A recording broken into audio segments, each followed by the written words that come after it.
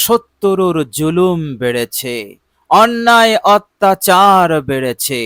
যত দিন যাচ্ছে অন্যায় অত্যাচারের মাত্রা বাড়িয়ে দিচ্ছে। কিছুতেই এই জুলুম হতে, এই অন্যায় অত্যাচার হতে সরছে না। একের পর এক অন্যায় অত্যাচার জুলুম করেই চলেছে। প্রিয় দর্শক, আপনি আর সহ্য করতে পারছেন না। আপনার সুখ, আপনার শান্তি, আপনার আনন্দ তারা কেড়ে নিয়েছে। এমনকি সমাজে আপনার ব্যাপারে অপবাদ ছড়াচ্ছে, আপনার কুসমালোচনা করছে। ঘরে বাইরে সব জায়গায় দুশ্মনী করতে, অন্যায় অত্যাচার করতে তারা কমতি করছে না। এমনকি আপনার কর্মক্ষেত্রেও, সেখানেও অত্যাচার করছে, দুশ্মনী করছে। প্রিয় দর্শক, অনেক বোঝাচ্ছেন, অন্যকে দিয়ে আপনি বোঝানোর চেষ্টা করছেন, এর পরেও তারা পিছু হটছে না। তারা এইভাবে করে আপনার ওপর অত্যাচার জুলুম করেই চলেছে। প্রিয় দর্শক, আপনার দেওয়ালে পিঠ ঠেকে গেছে। কঠিন সময়, কঠিন টেনশন, কঠিন পেরেশানির মধ্য দিয়ে আপনার সময় যাচ্ছে। কি করবেন আপনি কিছুই খুঁজে পাচ্ছেন না। আপনার সামনে মুক্তির কোনো রাস্তা নেই। প্রিয় দর্শক, এই রকম কঠিন হালতে সূরাতুল বাকারার এই অসাধারণ আয়াতটি আপনি তেলাওয়াত করবেন মাত্র ৩৩ বার। এই শত্রুর অন্যায় অত্যাচার হতে মুক্তি লাভের জন্য, হেফাজতের জন্য মহান রব্বুল আলামিনের দরবারে সূরাতুল বাকারার এই আয়াতটি আপনি তেলাওয়াত করুন। মাত্র ৩৩ বার আন্তরিকতার সহিত পড়বেন, মহান রব্বুল আলামিনের উপরে আস্থা রেখে, ভরসা রেখে পড়বেন। ইনশাআল্লাহ আল্লাহ পাকের ফজল, তিনার করম এবং তিনার রহমতে আপনি মুক্তি পাবেন। এই শত্রুর চক্রান্ত, ষড়যন্ত্র সব নসাত হয়ে যাবে।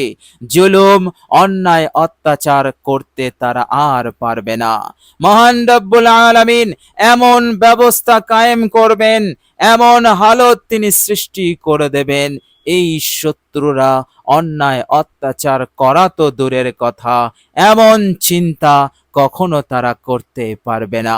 আল্লাহ রাব্বুল আলামিন এইভাবে করে পরিপূর্ণরূপে আপনাকে হেফাজত করবেন। আল্লাহ পাক আপনার জীবনকে এই জুলুম, অন্যায় অত্যাচার মুক্ত করে দেবেন। মহান রব্বুল আলামিন আপনাকে সারা জীবন বিজয়ী করে রাখবেন, প্রবল করে রাখবেন, শক্তিশালী করে রাখবেন সব দিক হতে। ফলে এই শত্রুরা কখনো আপনার ওপরে আর অন্যায় অত্যাচার জুলুম করতে পারবে না।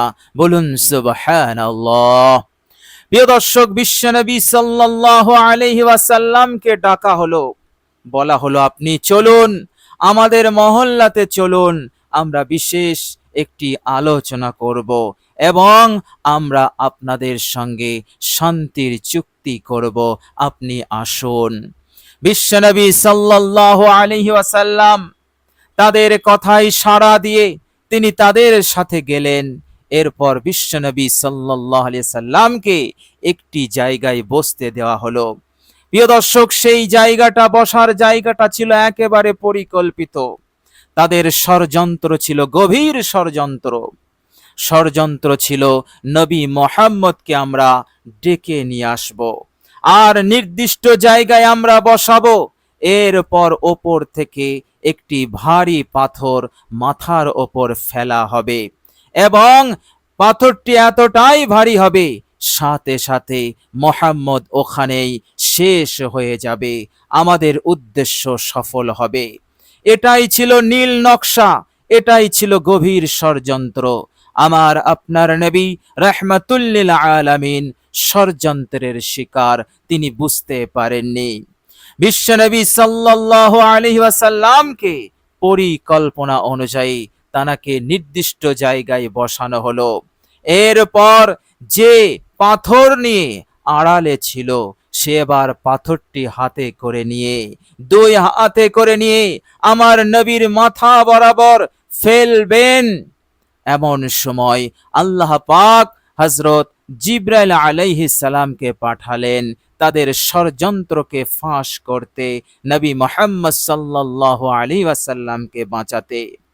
হযরত জিবরাইল আলাইহিস সালাম দ্রুত তিনি আমার নবীর কাছে এসে বললেন, ইয়া রাসূলুল্লাহ, ইয়া হাবিবাল্লাহ, আপনি ষড়যন্ত্রের শিকার। আপনি যেখানে বসে আছেন আপনার মাথা বরাবর একটি ভারী পাথর ফেলার জন্য প্রস্তুতি নিয়েছে, আপনাকে হত্যা করার জন্য তারা প্রস্তুতি নিয়েছে। আপনি তাড়াতাড়ি জায়গা স্থান ত্যাগ করুন। বিশ্বনবী সাল্লাল্লাহু আলাইহি ওয়াসাল্লাম তাদের ষড়যন্ত্রের কথা তিনি জানতে পেরেই সাথে সাথে তিনি জায়গা ত্যাগ করলেন এবং মদিনাতে ফিরে আসলেন। আল্লাহ রাব্বুল আলামিন আমার নবীর ওপরে, আমার নবীর বিরুদ্ধে এরকম ষড়যন্ত্র শত্রুতা আল্লাহ পাক সহ্য করেননি। মহান রব্বুল আলামিন যারা শত্রুতা করেছিল, যারা ষড়যন্ত্রে শরীক হয়েছিল, তাদেরকে আল্লাহ রব্বুল আলামিন একেবারে ভিটে ছাড়া করে দিলেন, মদিনা ছাড়া করে দিলেন। আল্লাহ সুবহানাহু ওয়া তাআলা তিনি মদিনাকে, শুধু আমার নবীকে নয়, গোটা মদিনা শহরকে শত্রু মুক্ত করে দিলেন, দুশমন মুক্ত করে দিলেন। বলুন সুবহানাল্লাহ। তো প্রিয় দর্শক, মহান রব্বুল আলামিনের উপরে আস্থা রেখে, ভরসা রেখে সূরাতুল বাকারার এই অসাধারণ আয়াতটি আপনি পড়বেন মাত্র 33 বার।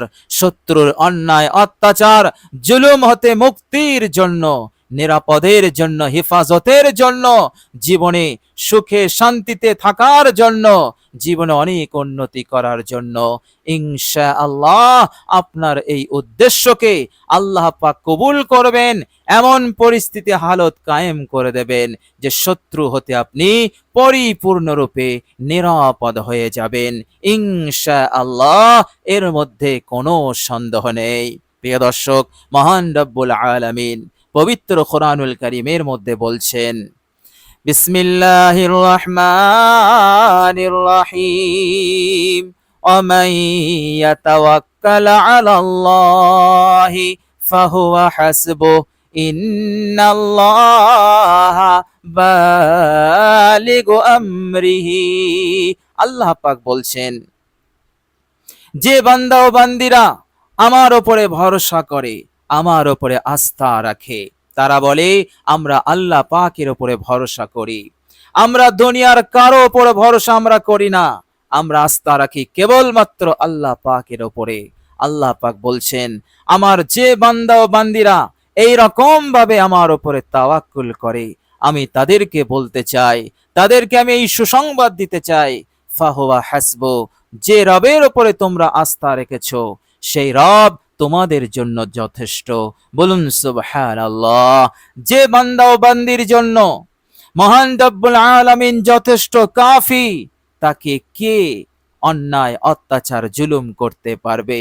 তার তো শরীরের একটি পশম পর্যন্ত বাঁকা করতে পারবে না।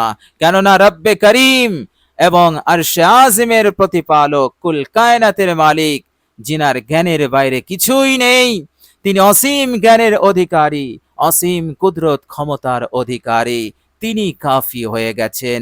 সুতরাং তাকে আর কিছুই, বিন্দু পরিমাণ অন্যায় জুলুম করার দুঃসাহস কেহই করতে পারবে না। বলুন সুবহানাল্লাহ।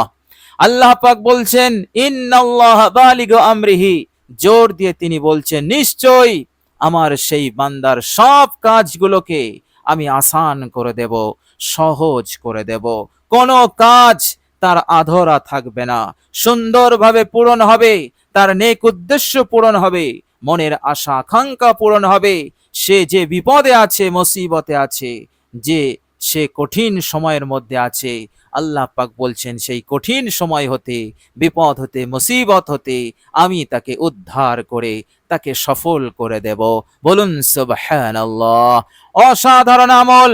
আপনি আল্লাহ পাকের উপরে আস্থা রেখে এই অসাধারণ আয়াতটি তেলাওয়াত করুন মাত্র 33 বার, ইনশাআল্লাহ মুক্তি পেয়ে যাবেন, হেফাজত হবে, আল্লাহ পাক বিশেষ রহমত আপনার উপরে নাজিল করে দেবেন। বলুন সুবহানাল্লাহ। প্রিয় দর্শক, আল্লাহ রাব্বুল আলামিন পবিত্র কোরআনুল কারীমের মধ্যে তিনি আরো বলছেন, বিসমিল্লাহির রহমানির রহিম, ফা'লামু আন্নাল্লাহা মাওলাকুম নি'মাল মাওলা ওয়া নি'মান নাসির। সূরা আনফাল আয়াত নাম্বার 40। আল্লাহ পাক বলছেন, ভালো করে জেনে নাও, তোমাদের রব, তোমাদের মালিক হচ্ছেন তোমাদের মাওলা, তোমাদের বন্ধু, এবং তিনি উত্তম বন্ধু, উত্তম মদদগার। বলুন সুবহানাল্লাহ। তিনি যাকে মদদ করেন তাকে ক্ষতি করতে কেউই পারে না, আর তিনি যাকে বিপদে ফেলেন, তিনি যাকে সাহায্য করেন না, পৃথিবীর কেউই তাকে সাহায্য করতে পারবে না। বলুন সুবহানাল্লাহ। সেই হচ্ছে আমার আপনার রব, আমার আপনার মালিক আল্লাহ সুবহানাহু তাআলা। প্রিয় দর্শক, অসাধারণ আয়াত, সূরাতুল বাকারার আয়াত। সূরাতুল বাকারা আল কোরআনুল কারীমের মধ্যে যত সূরা আছে, সমস্ত সূরার মধ্যে বড় সূরা হচ্ছে সূরাতুল বাকারা। সূরাতুল বাকারা হচ্ছে আল্লাহ রাব্বুল আলামিনের পক্ষ হতে প্রেরিত নূর, এবং সূরা বাকারা এমন একটি সূরা যে সূরাটির মধ্যে আল্লাহ পাক শরিয়াতের বেশি হুকুম, আহকাম, নীতিমালা তিনি বর্ণনা করেছেন। এত নীতিমালা বর্ণনা করেছেন যা অন্য কোন সূরাতে তিনি বর্ণনা করেননি। বলুন সুবহানাল্লাহ। সূরাতুল বাকারা এমন একটি ফজিলতপূর্ণ, এমন একটি মর্যাদা সম্পন্ন, এমন একটি ফজিলতপূর্ণ, এমন একটি বরকতপূর্ণ সূরা। বলুন সুবহানাল্লাহ। প্রিয় দর্শক, চলুন এবার আমরা জেনে নেব সেই অসাধারণ আয়াতটি কি আয়াত। প্রিয় দর্শক, এই আয়াতে কারিমা তেলাওয়াতের পূর্বে, অর্থাৎ আমলটি করার পূর্বে সুন্দর করে অজু করবেন, অজুর পর কালেমায়ে শাহাদাত পড়বেন। প্রিয় দর্শক, এরপর আপনি আপনার নির্দিষ্ট জায়গায় পবিত্র বিছানায় বসবেন। বসার পর আপনি 3 বার ইস্তেগফার পড়ে নেবেন। ইস্তেগফারটি যখন পড়বেন, জীবনের সমস্ত গুনাহের ওপর অনুতপ্ত লজ্জিত হবেন। ইস্তেগফারটি হচ্ছে আস্তাগফিরুল্লাহ ওয়া আতুবু ইলাইহি, আস্তাগফিরুল্লাহ ওয়া আতুবু ইলাইহি, আস্তাগফিরুল্লাহ ওয়া আতুবু ইলাইহি। 3 বার হয়ে গেলে বিশ্বনবী সাল্লাল্লাহু আলাইহি ওয়াসাল্লামের উপর মহব্বতে আপনি দরুদ শরীফ পড়বেন। দরুদে ইব্রাহিম একবার পাঠ করে নেবেন। প্রিয় দর্শক, আন্তরিকতার সহিত বিশুদ্ধভাবে সওয়াবের নিয়তে একবার আমি আপনাদের সামনে পাঠ করছি, পারলে আমার সাথে পড়ুন।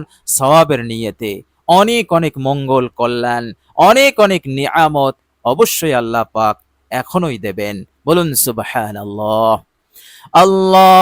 আল্লাহুম্মা সাল্লি আলা মুহাম্মাদিন ওয়া আলা আলি মুহাম্মাদ কামা সাল্লাইতা আলা ইব্রাহিম ওয়া আলা আলি ইব্রাহিম ইন্নাকা হামিদুম মাজিদ। আল্লাহুম্মা বারিক আলা মুহাম্মাদিন ওয়া আলা আলি মুহাম্মাদ কামা বারাকতা আলা ইব্রাহিম ওয়া আলা আলি ইব্রাহিম ইন্নাকা হামিদুম মাজিদ। প্রিয় দর্শক, এরপর সূরাতুল বাকারার এই আয়াতটি তেলাওয়াত করবেন। আয়াতটি সহজ এবং ছোট। প্রিয় দর্শক, মনোযোগ দিয়ে শুনুন। বাংলা উচ্চারণ আমি ভিডিওর স্ক্রিনে দিয়ে দেব, দেখে দেখেও আপনারা পড়তে পারবেন।